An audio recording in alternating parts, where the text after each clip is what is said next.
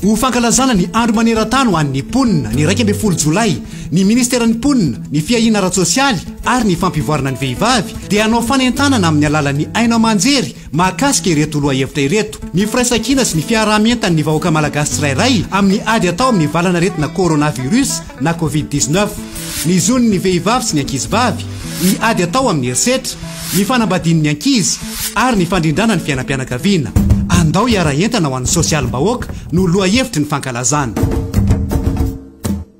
Tonklasy tonkovavy ajaina faly miarahaba antsika rehetra zahay ato amin'ny ministeran'ny mponina sy ny fiahina ara-tsosialy amin'izao andro lehibe manandanja ho an'ny mponina rehetra maneran-tany izao. Andro natokana ho an'ny mponina maneran-tany tokoa ny andro androany faraika amin'ny folon'ny volana Jolay. Toy ny firenena rehetra eo anivon'ny firenena mikambana dia mankalaza an'izany koa isika eto Madagasikara.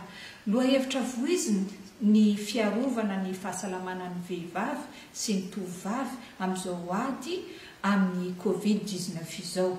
Eo anatrehan'izany indrindra no nahatonga antsika eto Madagasikara nandray ny loha-hevitra hoe andao iara-entana ho an'ny sosialim-bahoaka. Manan-karena fahendrena sy vakoka samihafa ity nositsika ity. Asongadina manokana amin'izany ny firaisan-kina teo amin'ny taona izay mbola tanterahina ankehitriny toy ny valitanana, ny trano atsimo sy avaratra ka izay tsy mahalena ialofana sy ny maro hafa koa. Ampatsahivina etaona ny arahantsika mientana hitrandraka ireo fahendrena sy fahaiza-manao any amintsika tsirairay avy ahafahana miotra amin'ny fahasairanana sy ny fahantrana ary ny herisetra samihafa vokatr'izao arety mandoza izao. Miisa 270 sy 7 alina sy 9 sy 520 tapitrisa ny mponina eto amintsika ankehitriny. Vehivavy ny 150 isanjaton'izany ary 20 isanjaton'izany ihany koa dia tantsa avokoa. Tsy mirindra noho izany ny fitombon'ny mponina sy ny fitombon'ny ari-karena. Ankoatr'izany ihany koa dia mitondra voka-dratsy ho an'ny toe-karena maneran'izao tontolo izao ity Covid-19 ity, saingy tsy mitovy ny fiantraikany eo amin'ny tsirairay.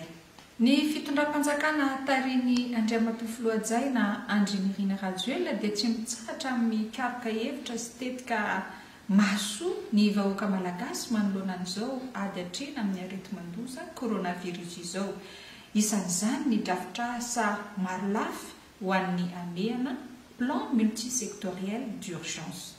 Tonklasy tonkovavy afaliana ho an'ny ministeran'ny mponina sy ny fiaina ara-tsosialy ary fampivoarana ny vehivavy miaraka amin'ireo mpiara-miombonantoka izay mifanometanana aminy ny manolotra lalao fifaninanana azony rehetra andraisana anjara. Izany no atao dia hitrandrana ireo fahaiza-manao sy talenta miafina eny anivon'ny fiarahamonina misy atsika.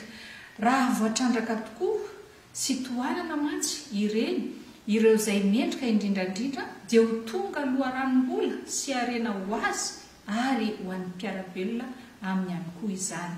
Ambara eny anivon'ny aina aman-jery samihafa misy eto amintsika ny antsipiriany mahakasika izany fifaninana izany izay anomboka androany faraika amin'ny folon'ny volana Jolay ka hatramin'ny faraika amin'ny folo ny volana Aogositra 2020 ho avy izao. Eto ampamaranana dia mampirisika antsika rehetra hatramin'ny zahay atao amin'ny ministeran'ny mponina ny mahazava-dehibe ny sosialim-bahoaka araky ny loha-hevitra ny fankalazana hoe ndao iara-entana ho an'ny sosialim-bahoaka. Manolotra fisaorana sy fankasitrahana ho an'ireo rehetra niara-ny asa sy mbola hiara-iasa ka hatotoza antsakany sy andavany izao hetsika tanterahana izao. Misaotra tomboky lahy, mankasitraka tomboky vavy.